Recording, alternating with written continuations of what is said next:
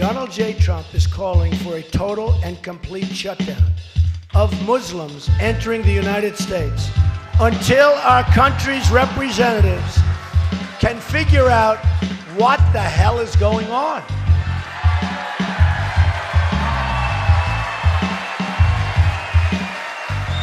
We have no choice. We have no choice. The bulk of my research takes place on sleepless nights, 2 a.m. to 3 a.m. tending to be somewhat of a golden hour. It was one such night, as news of Trump's Muslim ban and the subsequent upheaval filled my Twitter feed, that I found a list that confirmed our long-held assumption that most of my mother's family were murdered at Auschwitz. There are several ways to search online for victims of the Holocaust, but I used the database of Kazerne-Dossin, a museum in Belgium that sits next to the former Mechlin transit camp from which Jews and Romani were sent. Searching for Rosa Zucker candle, I'd actually had no results until I changed the match accuracy to fuzzy. This gave me page 44 of the records of the 10th transport from Mechlin to Auschwitz. Rosa's name had been recorded as Rose Zucker Handel. In fact, the K had been replaced with an H by hand. The same had been done to Philip's name.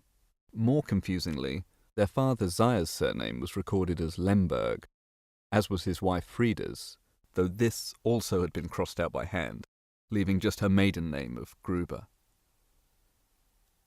The database had a picture of Philip attached to his entry. It looks like it came from some form of ID, an illegible quarter of a stamp across the photo's bottom right-hand corner. Philip is fair-haired and fresh-faced, 21 at the oldest. I called my mother the next day. That was actually quite poignant. Yeah, Just seeing it on a list. Seeing that on a piece of paper. The fact that they've all got a number.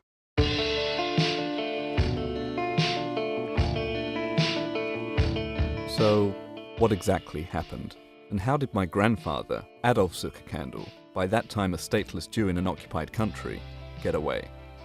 My name is Andrew Evans, and this is Unbordered.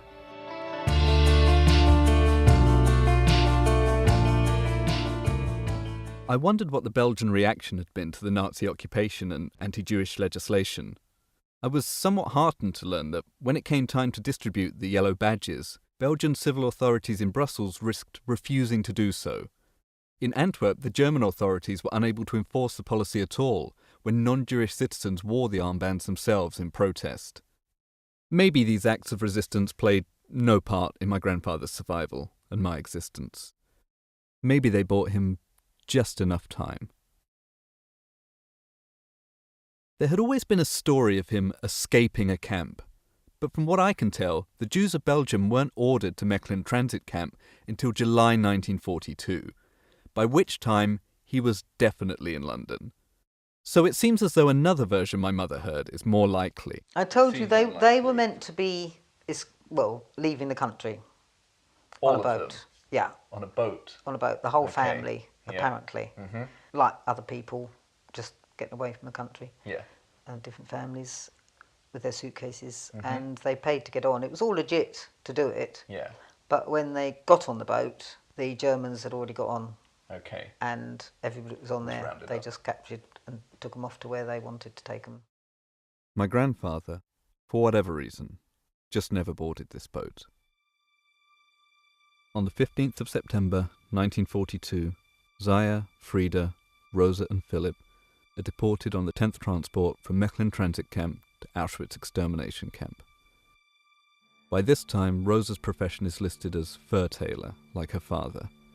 Philip is a student, Frieda a housewife. They are murdered in the Shoah.